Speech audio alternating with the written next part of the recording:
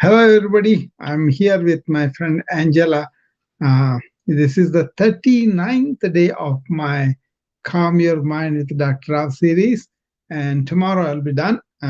But I hope somebody is helped by that. So let's invite some people. I So, didn't know if you was doing that on your other stations. That's why I stayed quiet. yeah, I did. I could have invited some people. I don't usually do that, but this time I did it. So we'll see. This Oh, is a nice topic. I should do something like this yeah. under the meditation. I have a couple of groups. What they did was add each room that I had Mm, into clubs, and nice. it's just too many. I know the voice of Mother Earth. I love that. Yeah, yeah, yeah. It's a this calm the mind is not that simple, but I just want to keep it simple so that people won't be overwhelmed. But if you look at it, the calming the mind is something after which you can really explore what is beyond thought. You know, in yoga sciences, Angela, what happens Uh-huh. is up until you gain this, you know, like a focused thought, one thought only, and you kind of fix your attention to one object, and then you want to uh, be that object and all that. All those things are the advanced states of meditation. But then, when you completely quieten the mind and silent, you really go into the awareness aspect of it. And that is when you really experience the bliss and you really experience the quietude and all that. Okay. So there's much more in trying to be calm. I just want people to just take some time as a habit every day and then try to calm their mind and then achieve that self control that they can develop. For me, I only think of what I want to think about. I don't let things from the other distractions and past and future come into whatever I'm doing. So I was doing these videos this afternoon with all the three new softwares I was working on, and I was in a flow. And I was working out each obstacle that I got, mainly because I operate from that awareness, silence, and that is very blissful and it's a blessing. I wish more people can touch that, then they will know what I'm talking about. So it's all a step in the right direction. It's not that you have to shut up and not to use your mind, but calm the mind so that you can focus on what you love to do. Or if you want to relate with somebody, then it will be very fruitful because they will know what you really are, what you really mean, and all that. So, coming from the noise of the thought is one thing, coming from the silence of the awareness is another thing. Thought and awareness are two different things, Angela. And our mind doesn't go into awareness unless we calm the superficial thought somewhat. You see? And then I I just see. made that video on information overload. You know, in the information overload, it does uh, tell you what you should be doing and all that. A few things that you can do. I wrote it up and then I put it in a video form. It came out pretty nicely, but I want to edit a little bit better, and then I will release that probably tomorrow. These videos. Uh, so this is a sequence to this calm your mind to what is happening out there with all the information coming in, so much overloading it. And then because of that, people are not able to develop good attention span, and rather the attention span is going down. You know, so that kind of thing I was talking about. For me, in the morning when I get up, uh, usually I will be in the present moment right away. I don't have thoughts like, oh, what I'm going to do today, what happened yesterday, none of it. And then with that energetic, blissful feeling, I start. And then I do the yoga, I do the physical exercise, and then I do like a flexibility, aerobic, and also strengthening, right? And then while I'm doing the exercises, I kind of be aware of what is happening in my body, where the tensions, where the stiffness, and all that. And then uh, you're being in the present cultivation, I take it to the work too. So you're kind of really stationed in what you are doing, and that's a very, very easy thing. You don't think too much, and you don't aggravate yourself too much, or you won't have triggered or anything. So that's why the energy is saved. And the more you are doing things that are for other people, or random act of kindness, or anything like that, when you relate, it is only positive. It builds up more good feeling, and also enjoyment, and also energy. Energy is not going to be depleted. So that's why it's very important to start with calmness of mind, and this is possible. You can sit down and take deep breaths, and then keep the spine straight. These two important things, then the energy Yeah, through. I keep telling them that breath is very important. Yeah, yeah. And also spine is very important to keep it straight, so that the energy can come up through the what is called Sushupta Nadi. There are three nadis in the spine, right? One on the right, one on the left, and the one in the middle. And when the both left and right are really aligned, and the middle nadi opens up, and then there's like a burst of energy comes from the lower part of the spine all the way to the up. That is the secret too. But these are all advanced yoga benefits once you understand what they are. People think yoga is only just doing few asanas, few postures. That's not so. It is about being in the meditative awareness. That is what is yoga about, and that's a very valuable thing, very, very valuable thing. It helps you really relaxed, and then focused and attentive. And that way, when you are working, you don't have stress. You accept, suppose a bad boss comes to you, you are going to observe him, and then you are not going to react to him like he wants you to, because he wants to have power over you. Right? You want to, so you don't want to. You want to be stationing in your power. Then he cannot do anything to you, right? Then he can shout, but then you don't take it. Then it will go back to him. That kind of thing. So lots of time I'm the leader or the boss in my practice or corporation, wherever, right? So what I do is I want to be a servant leader. I want to find out what is that my staff is doing, what is that they want to achieve, so that they will be more towards that, that goal that they have. And they appreciate that you are considering their goals ahead of what you do. And then you know what? When they come to my work, they work with double enthusiasm.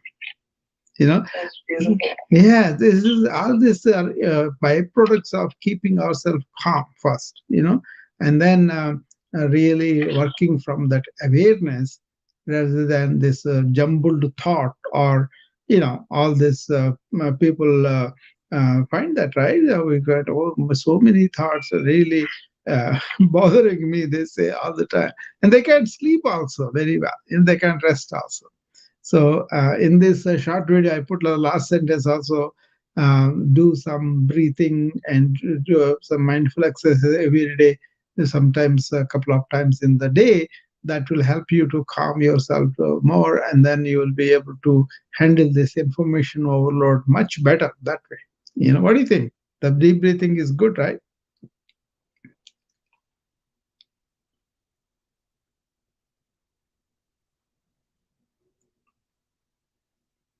Anyway, the other people who are on the other places, they can come up if you want to, and I'll be happy to talk to you. Shravanta, so there are some 7 friends are on here, and okay. So anybody can come up if they want to. They can also present their way of calming their mind and the importance of it. I deliberately did not want to go into the deeper aspects of what happens after you cultivated calmness in your mind, not just in the morning, in the evening. That is a physiological thing, like, but also in life situations. What will you do if you encounter a negative person? What do you do? A catastrophe hits your life. What do you do when things are really not working out? Do you succumb to them, or do you really go into this inner calmness where you will find answers to stiff problems of the life? That happens lots of times. People have a complex, even mathematics, or even study problems, or even project problems, or work related, with personnel, employees, and all that, right? There's so many situations where we will be thinking rather than quieting the thinking and then allowing our intuition to take over, to give us an insight into the problem, insight into the solution of the problem. Try that and see what it is when things are not working out, and instead of getting irritated, getting aggravated, or cursing, just to stop and take deep breaths and see what it does to you. You know, by really holding off all the thought, all the energy that you otherwise spend, then you feel like, something has sparked, and then you got an idea about how to solve the problem. This is what I see with a lot of people. They take a break, they go to the bathroom, take a shower, and then they have this wonderful insight into their situation, their problem, or their predicament, and then they can come out. So it's like, not to worry, but then be focused on the problem. Then you will find the solution. It's like, I always say, suppose you are worrying, you are in the rocker chair, right? So you are going back and forth, but the rocking chair is not going anywhere. Like that, suppose you are worrying the same thing again and again without really thinking of the solution or getting the solution, then you are not going anywhere. So what you want to do is, you just don't want to waste your time like that, or energy like that, by thinking the same thing again, but just calm down, take deep breaths, and then allow the intuition come through you. And then lots of times, that is the power we all have. But we think we can solve the problems just by thinking, and passion, like really expending all our energy through the hormones, on the stress hormones. This is like a vicious circle, right, that goes on. So there's a simple thing that we talk about. Whenever you are in a situation, are you thinking too much about it, or are you paying attention to what are the problems, how they are presenting to me? Is the problem revealing any solution to me? You can question like that, and then usually problem reveals the solution. you know so there are some physical things, there are some outward things. Definitely you want to have the right resources, right effort, right intention, all that. Yeah, fine. But I'm talking about internally. Internally, how you approach anything with attention, with consideration, with really understanding the problem. That's when you need the silence. That is how it works for me. Lots of times, and I've been telling people about that, and then uh, in the hospital, that happens quite often for us. We have emergencies of the patients. We have major meetings among the staff and the physicians and all that, right? And we have new technology coming in, so we have to um, get all the people trained and then learn. So they get very frustrated because they don't want to learn new things, because they already are working comfortably with whatever technology they have. But then it demands that we keep up with the best of technology, so that we can do more with less, and also get more in compliance with other hospitals and all that, right? So this is a problem I always encounter. Whereas I adapt to change just like that because I have this saying: change is the only certain thing in life. See, definitely something will change. Change will always come. So, change is the only certain thing in life. Okay. And once you have that, then the change comes. You roll with it, and then you welcome it. And then you put your effort to learn what is needed to adapt to change. Yeah. Hi, Angela. So it's a kind of how you approach the change becomes by accepting that change is the only certain thing, and then adopting it and putting all the energy into going forward with it, right?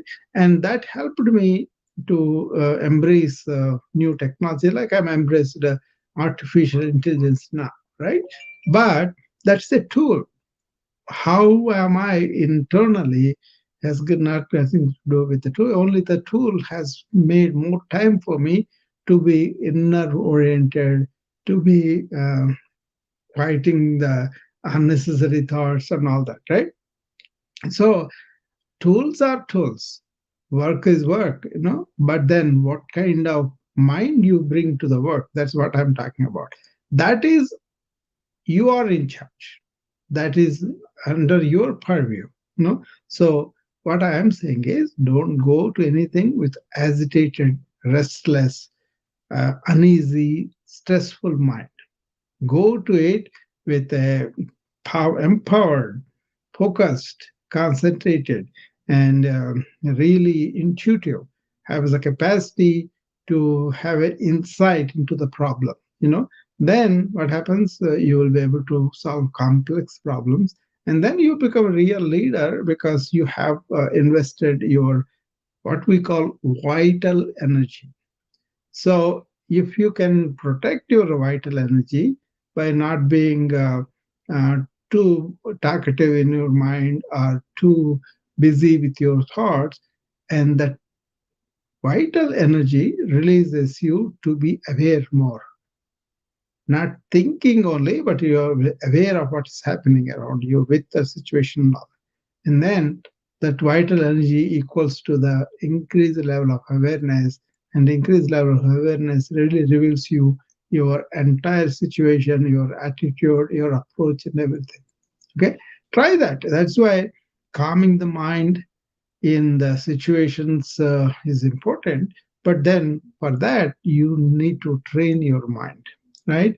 Obviously, training the mind means the mind is not really you. You are that awareness which is having the mind, which is having these thoughts, right? That's why you can be watcher, and then you can be with slowing the thoughts, and then you can really follow the thoughts and then see whether it is negative or positive, and then all the negative thoughts consciously replace them with the positive thought.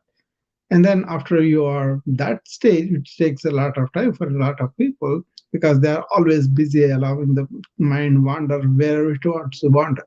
So that's what you don't want to do. You want to be consciously thinking of what you want to think about. What is that your purpose and all that. And then slow thought, and then identified thought with negative or positive and replace it. And then you are with one thought only.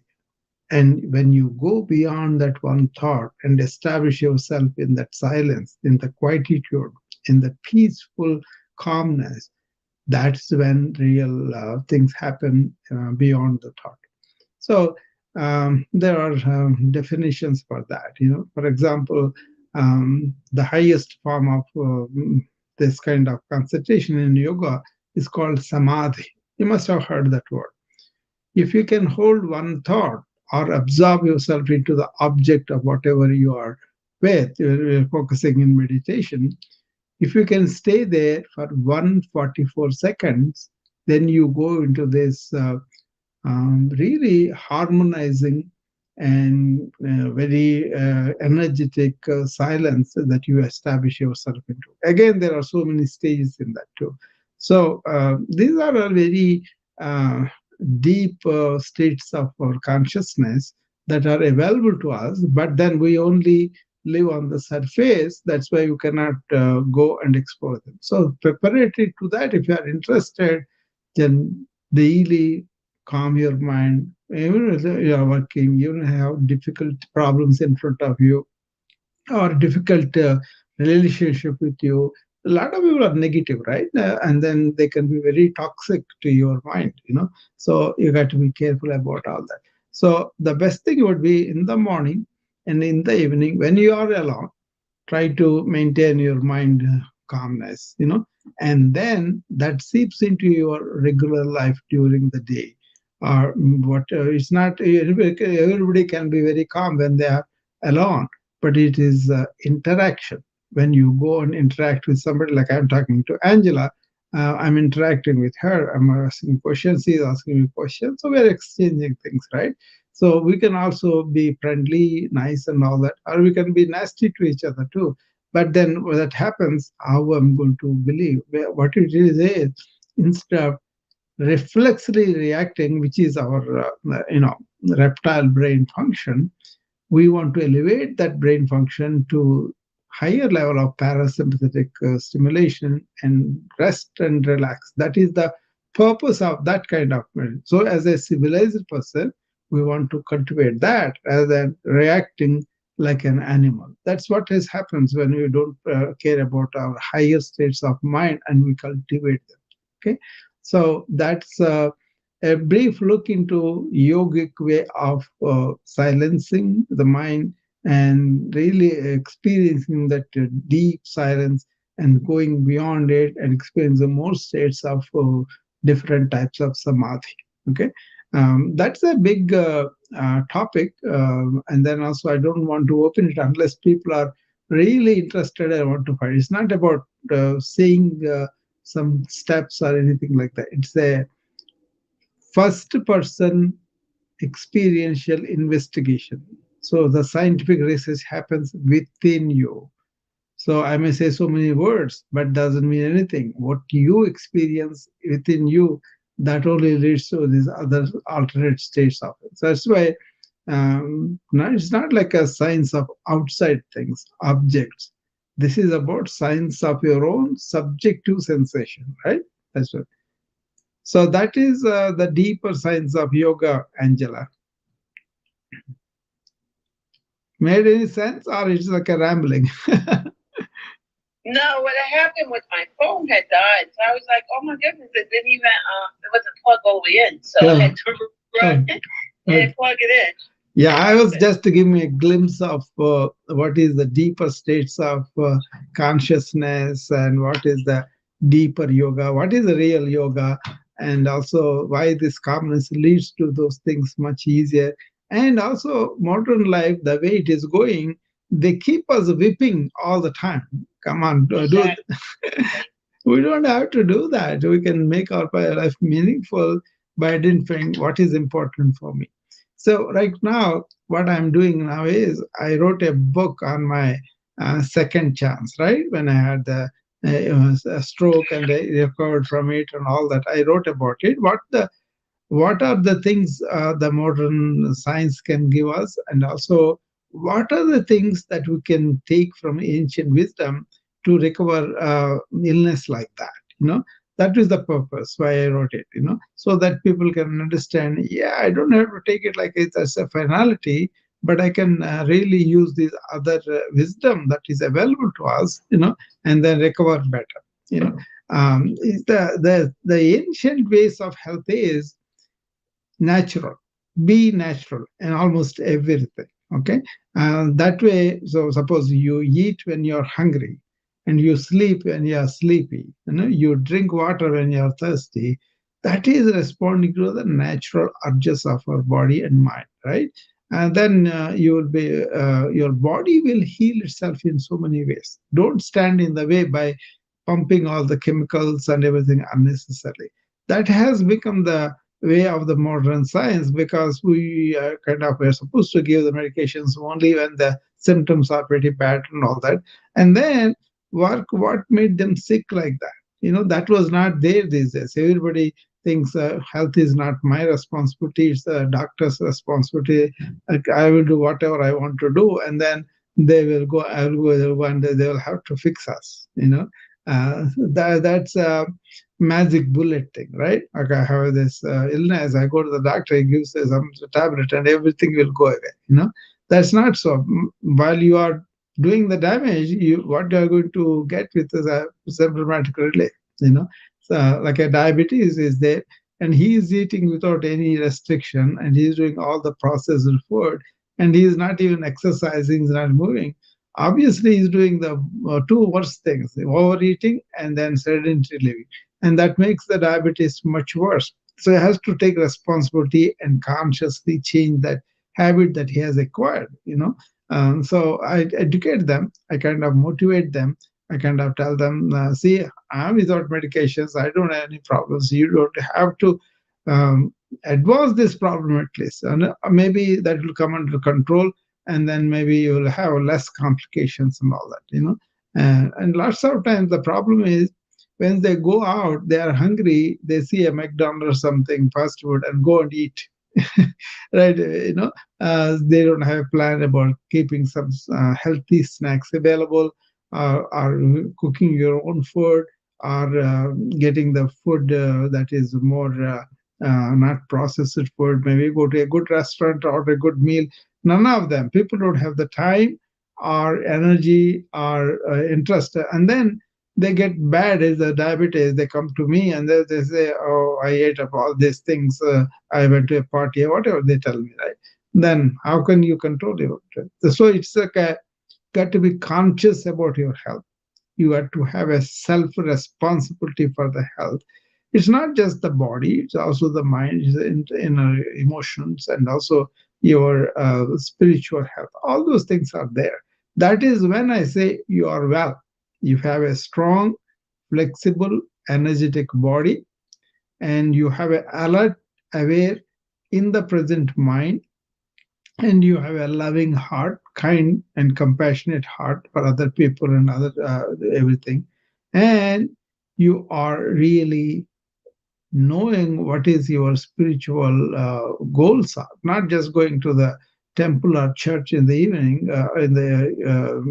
That's okay, but then that's not enough for just external things. You got to go inward of yourself and find out who that is and who you are. So all those things are done. Once you are realizing what you really are, those people are very, very healthy people. That's why I wrote about self-realization. I wrote about how do you manage your mind so that you can realize what is it that is behind my mind, that is me, the sense of me.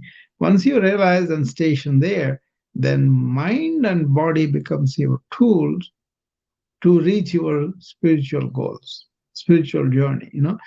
So that's too much for people. They will just want their body to be healthy and then mind to be calm. That's good enough. If you can start there, that's very good. But beyond, if you want to go, there are so many ways. The wisdom is now available.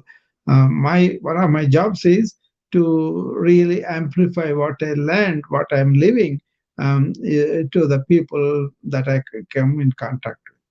What do you think about that, Angela? I think that's excellent. I don't eat McDonald's. I don't eat fast food. Yeah. I'm eating some nuts.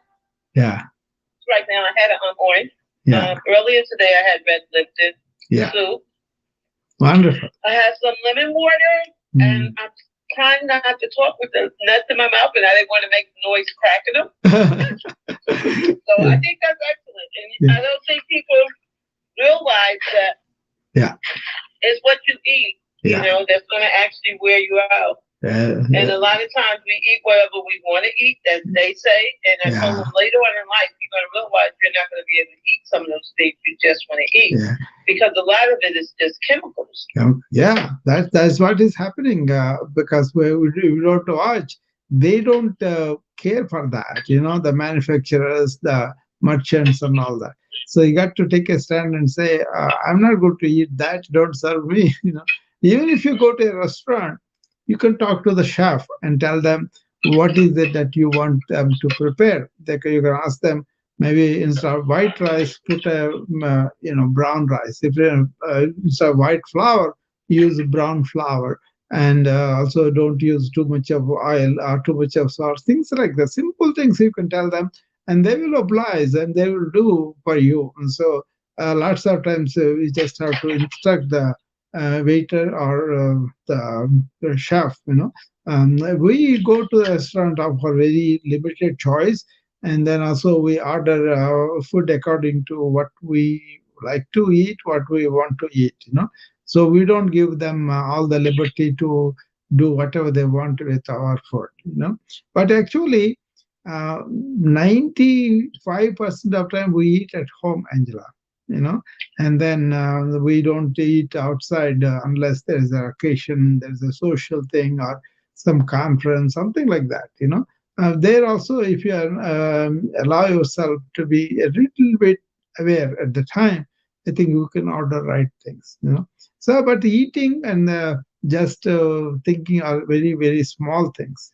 There is so much beyond all these two as a human being. That's what I'm talking about, and that's I didn't want to leave without showing them the profound things that can happen with our quietude, silence of the mind. It's a very valued thing, that silence of mind. So the more you are silent, the more creative you become, the more insights into things will happen, and then you'll be overjoyed with the poetry, with the ideas, with a lot of inventions. They all come out of that silence. That's why the superficial restlessness and superficial dullness, we don't want either of them for the mind. Mind has to be active, but at the same time not agitated, not restless, not causing so much turmoil within our mind. Especially the young couples, they come to me, see me, they fall in love and they get married, and then the moment they start living together as wife and husband, or living together, then they come to know their personality that was hidden thus far, the egos. And then the egos clash. They forget about the love that they had and why they came together. And then the divorce and our separation, all these things come. And that has become more in young people now. In India also, I talked to a group of 20 some people, and these people were telling me their social life and how it is. They are getting divorced very, very easily. Why? Because they don't agree. My minds don't mix. Then that is they don't make an attempt of, maybe mind is not the only thing. Maybe beyond that there is something. My opinion is no big deal. It's like changes all the time, right? So mind is that. It's a compilation of thoughts, and it changes. By definition, it changes. In the from morning till night, how many thoughts we have, how much change we have. So just because of those thoughts, people get apart. So there is no bond. They don't allow the bond. Then you don't have to talk nasty like that. So I have this mnemonic. I tell them PET, pet. Pet is what it is when you are speaking, make sure it is pleasant, and it is really talked only when you need it. That means emergently, only in emergencies. And whatever you talk should be truthful. P is for the present, E is for the emergent talk, and T is for the truth. I tell them, remember the pet, and then do that. And lots of times they tell me, oh, it blurts out. I don't know how it comes out. It just comes out, and then after that, I regret. That is why this calming and silence will help a lot. So, what it is, you are going to think about what you are going to say, and then you kind of say it with this PET thing, and then you allow that come into action. So your silence comes through the action like that. This is described in Sanskrit, manasa vacha karmana. That means what you think, you speak. What you speak, it comes into action, some kind of action. So once you understand the relationship with what is happening in the mind and coming through our mouth and becoming the action, it's much easier to control the main thing and then let it come through. Otherwise, people are reacting from the reptile brain, reptile body, and all. That's not really good. You must have heard about this, right, Angela? Yes, but I didn't get what you was. I was eating turmeric now. Mm-hmm. You said he was pleasing, pleasant, right? Pleasing, yeah, something pleasing, right? Yeah. And you said T was truth. So Truth. Ye is for the you? Ye is for the only in emergencies. That means you don't speak anything unless it is absolutely needed. People talk all things whether it's needed or not, right? So if you make a habit of I'm not going to speak unless it is needed, you know then that becomes much more discretionary, much more with our own inner self, that we want to say. Suppose I want to say something nasty, but I kind of bite my tongue and I don't say that, then I did not let out something that is going to be unpleasant for the other person, that is unnecessary speak. That kind of restraint will come. That is, after all, civilization, right? You don't want to act out whatever that comes to you. You want to think about it. You want to see whether it is needed or not. And then you want to see whether it is truthful or not. Then only you want to speak about it. So many things are connected with how we think and how we perceive, and then how we express it and how we allow it to come into action. You know. And you said the last one. I know you said what you think, you speak. Yeah. What you speak, you act. Yes. Whatever you speak, usually it comes into action. That's why they call manasa, vacha, karmana, trikarana. That means three types of activities. If they are pure, then you won't have any problems. Okay. So what they say is these three means trikarana, right? Three karana. These three activities shuddhi, that means purified, and then you are thinking right, you are speaking right, you're doing right, then it has got tremendous effect around you, with the people, with the things, with everything that you do. So this is why this harmonization of these three things are important. And when you are harmonized, tranquil, and you are silent within the mind, and then you harmonize all these three activities, that is the awareness part of it. Then the mind is calm, and the mind only talks what is needed and what is truthful too. This is what yogas called about having this high energy, which is called sattvic energy. In the sattvic energy, you are harmonized and tranquil, right? And then you approach everything like that. So these people are not violent people. They don't go and hunt for anything. They kind of waited for the trees to drop their fruits, and then they even not plucked them, because they said the trees have pain too. Why do you want to hurt them? Let them shed the fruit and then take it. And then they are so non-violent. They don't want to cause any harm even to the trees also. That was the culture. That was the evolution of their mind. So they were very careful not to cause any harm to anything that has life. Trees have life too, right? You are a gardener. You see that you nurture that life. So you don't want to just because they don't respond, you don't want to hurt them. That's the kind of non-violence they have in their mind. And then because if you are violent, you have to spend a lot of negative energy. As a harmonized, tranquil person, you don't want to expend that kind of energy. So that's why it's very important to be in that sattvic nature. There's a harmonized tranquility. I think I'm going deeper, right, into the sort No, of. that's good. That's good. Yeah. uh, I want to keep them simple so that people will get what I'm talking about, and then advance to the deeper investigations. As modern people, we have that intelligence, we have that capacity to go in. Only thing is, we don't stop and think about these things. We don't make time to say, okay, these are the things that I should be thinking about, I should be understanding about. I should be bringing the wisdom from ancients or from the other sciences, wherever. But then what it is either you are a scientist or you are a some superstitious beliefs of the ancients. No, you got to go to the real truths of the ancient wisdom, why they got it, why, and then also don't say I am this religion, that religion, this country, that country. That's all old fashioned. We are all in one world. For me, that is what it is. I may read those ancient books and everything, but then I don't identify myself with any religion, anything like that. Not even any country. That we can have a good time with a country, but doesn't have to be. We have to identify and divide ourselves. That is what we are doing, right? We have divide ourselves like, well, I belong to this country. I'm patriotic to this country, and then I'm against all the other people. So that's also primitive in a way. It's like a tribal thing, right?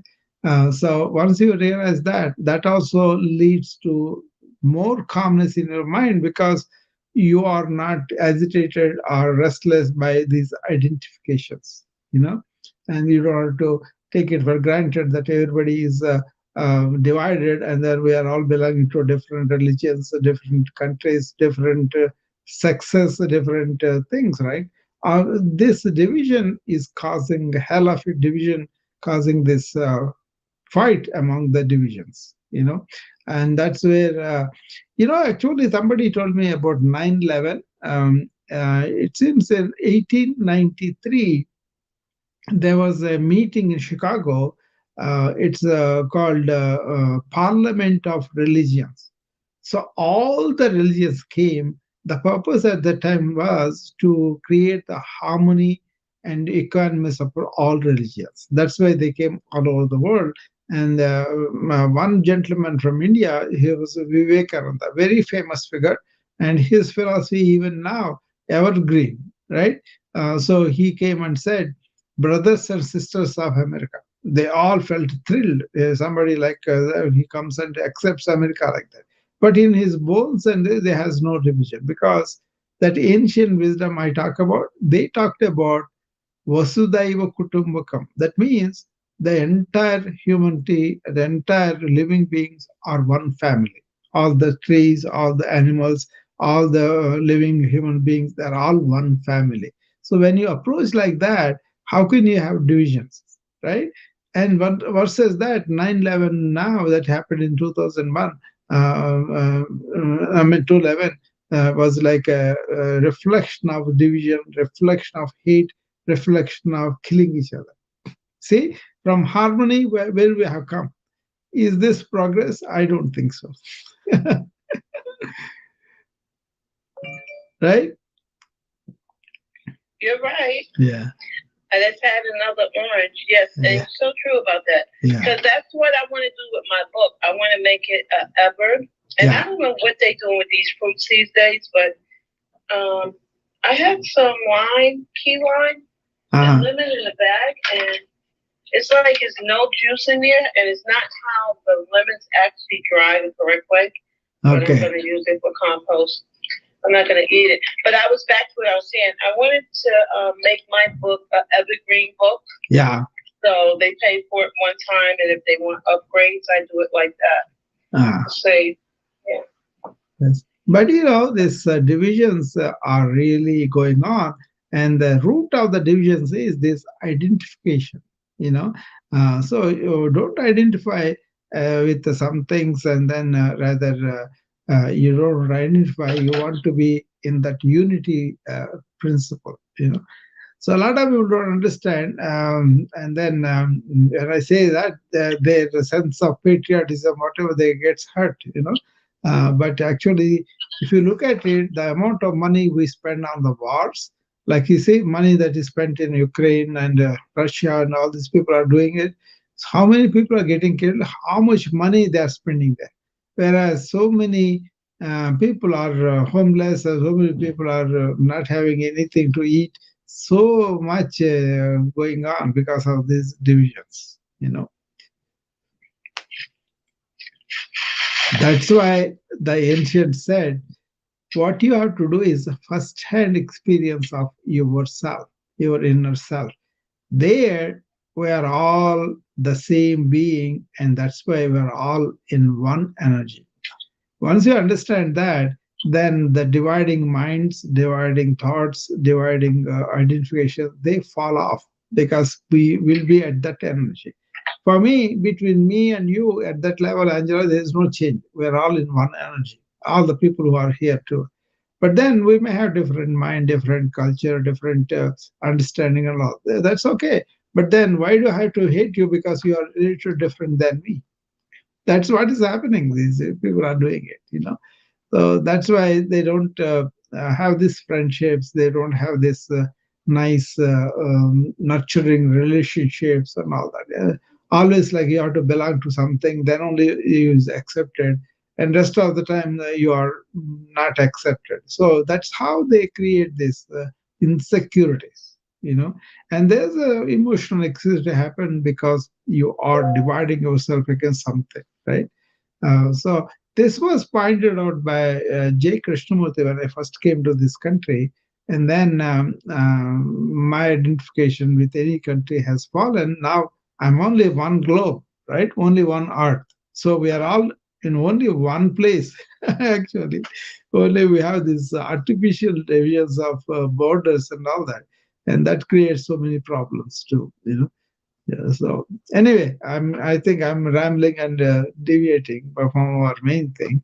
So that's why I thought I presented in so many ways why you need to invest some time just after you get up, and also during the day somewhat, and before you sleep.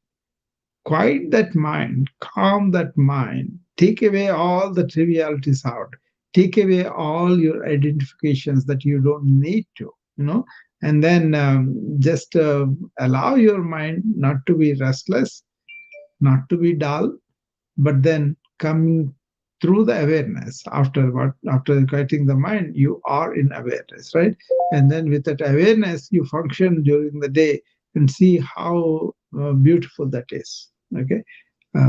So my practice in the wellness club in the morning, that's how we start to be in the present all that 1 hour, to be taking deep breaths, as we do the exercises we do. Oh, that's at 7, right?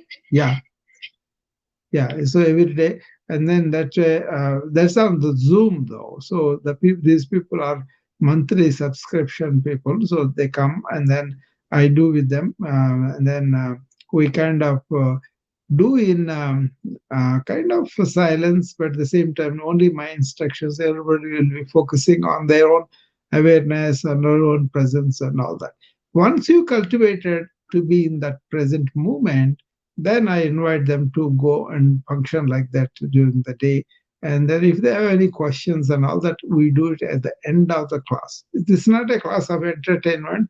This is not a class of just information. This is a class of awareness experience, experiential awareness. So it's not a very heavy word. Just be in the present and do whatever you're doing.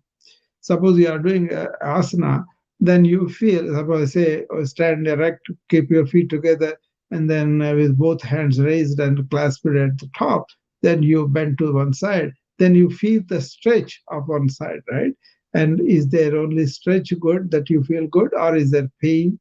All those things you can study in the moment, and then you can adjust your body and then reduce it. If you are in pain, you should not be doing that. So I teach them, people who come with back pain, who come with knee pain, accordingly we adjust exercise. That's why the Zoom, so I can see them, what they are doing correctly or not. And then in the process, they come to know about their own body, where the strains are, where the strength is, and also they come to know whether they're able to focus or their mind wandering. All those things called Swadhyaya, that means you are studying yourself. And out of that studying, you will be introduced to a lot of new things, a lot of new things you can do. And then there will be pointed questions about their problems or their difficulties. Then I will talk to them at the last 15 minutes. But that whole 1 hour is about exercise in awareness. So you got to be aware all the moments. And people may not be in the beginning, but then they slowly get what it is I'm talking about. Once they fall into it, that is you. Nobody can take it from you. Then try to be in the present of whatever you are doing. So that kind of present moment awareness, you cultivate through the day. Then you spend less energy on unnecessary thoughts, and you go to think about the thing you are doing, but don't have any extraneous thoughts from your activity. That means you are in flow and you are doing. So you kind of responsibly doing your job, not reacting reflexively and then hurting others, hurting yourself by secreting all this harm. Suppose you are angry, you may be angry at the other person. The other person may not be hurt by your anger, but you are definitely hurt because you secrete a lot of stress hormones. That is common sense. Everybody knows. But still, they allow themselves to be angry because they feel like, oh, we are in power. What do we feel? No, no, because in the long run, it will get you.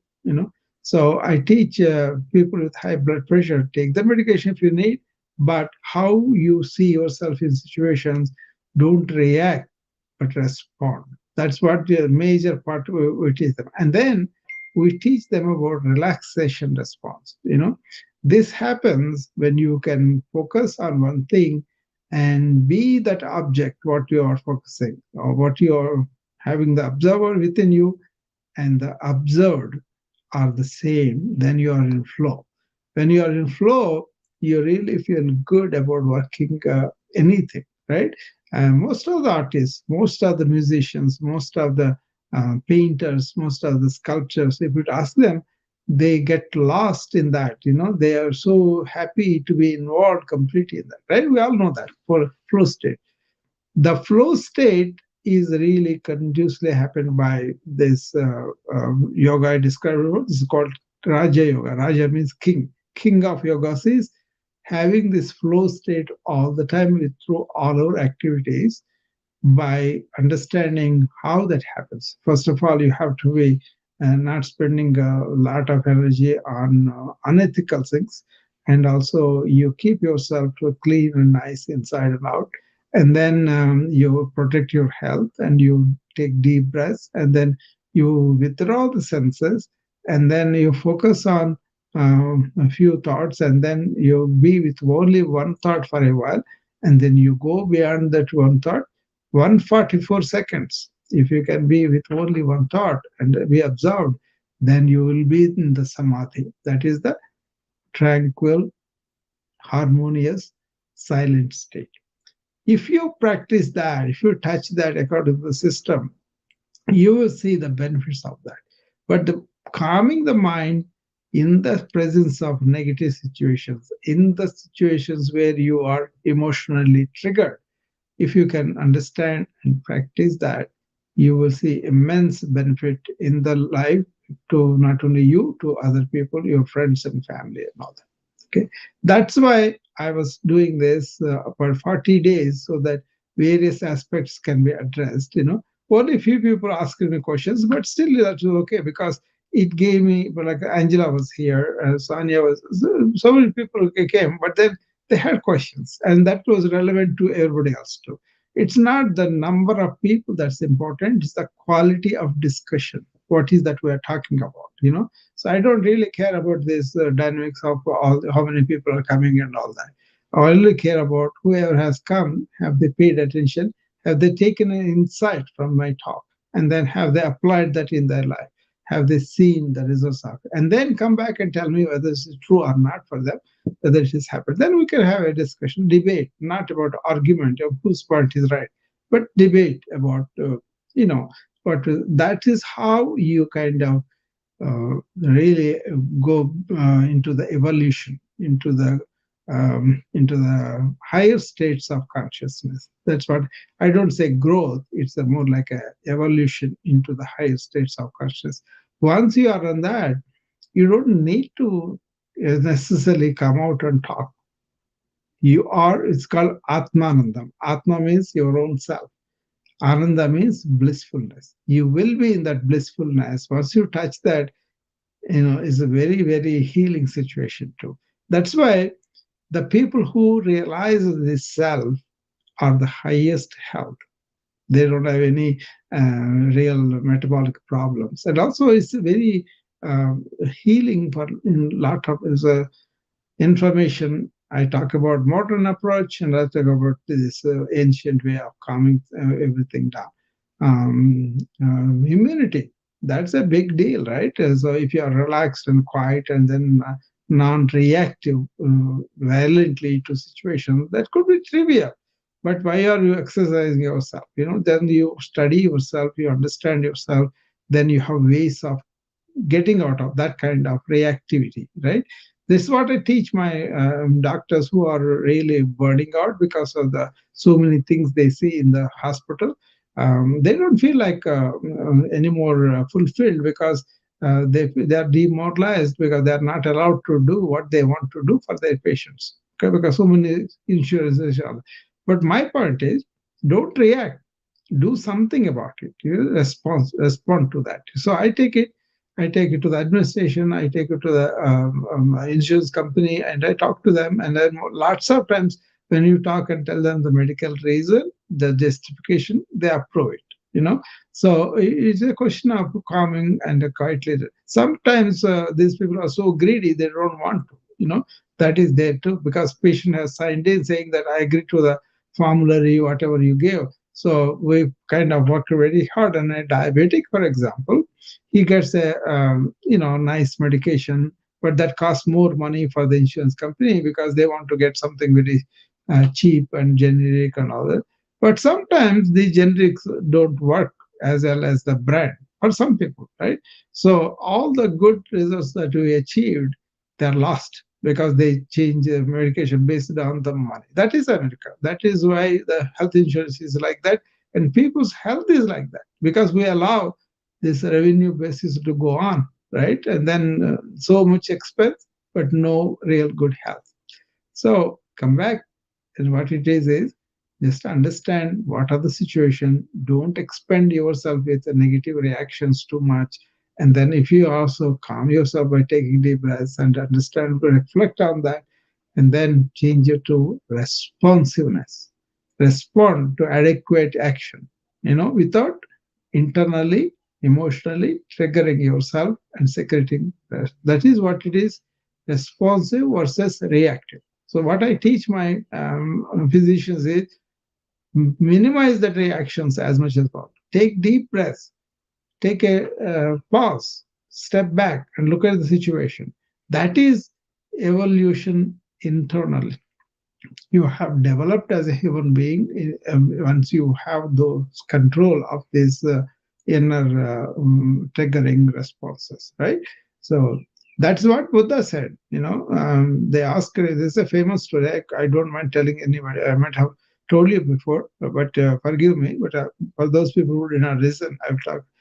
They, the disciples of Buddha, they asked him, "Hey, sir, you were a prince at one time, and you saw these um, events of life where people are getting problems and diseases, and then they were old and they are dying.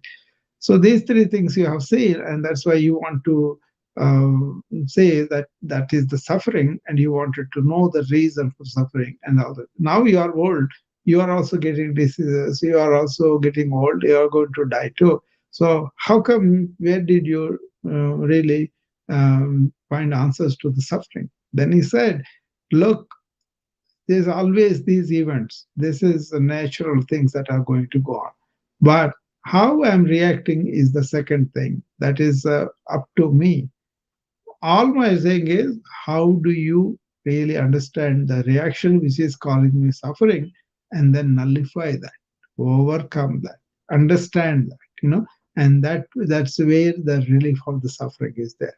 Understanding the reaction by yourself, not justifying it, saying that I'm human is possible. No, there are possibilities for human, not just say this is human, this is the weakness, and no, I'm just being human, right? Not the human weaknesses, but what is humanly possible is this. Once you understand this knowledge, and then you don't want to react to anybody who is having problems or who is having death and all. They're all natural processes. They will let go.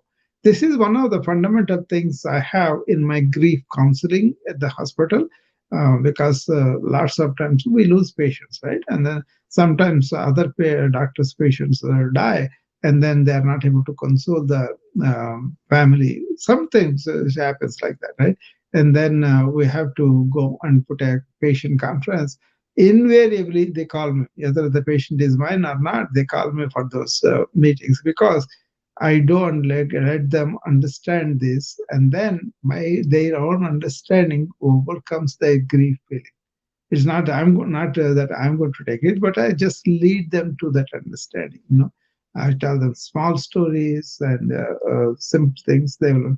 There is a book called Freddy the Leaf by Leo Buscaglia. He's an Italian professor. He used to come on TV in the 80s.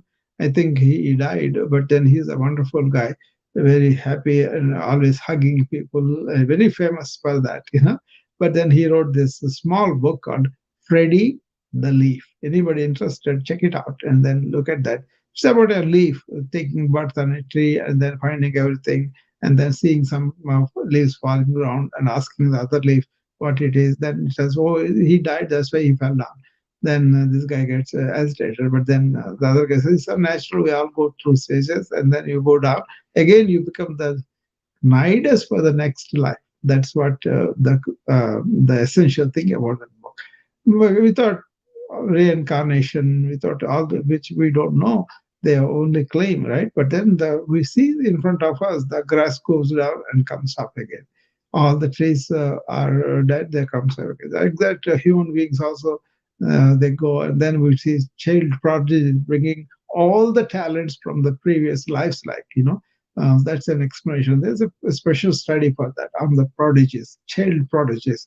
How come they have so much of talent without training, right? So that is an explanation of them carrying these from the previous births, like that. Anyway, whether you believe in reincarnation or not, the life recurs. Life has the circle. So what circles the life force is the power thing with us. The body and the mind are like clothes. So once you have those kind of things, people feel much more certain about life and much more comfortable about death and all. Death is a myth. Death is not the final thing. It is the beginning of something else. That's how they look at it. And that attitude gives a lot of relief for a lot of people. So anyway, don't react, respond to whatever with calm mind. That's why you cultivate the calm mind every day. Okay. So, Angela, anything else you want to say or ask a question or anything like that?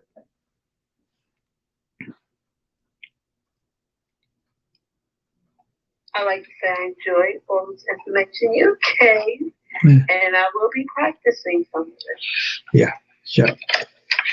When is that book is coming out? Your good book. I'm trying to do it this month. I wanted to do it this month. I know I'm not going to probably finish for my mom's birthday. She passed away. That will be on the 4th.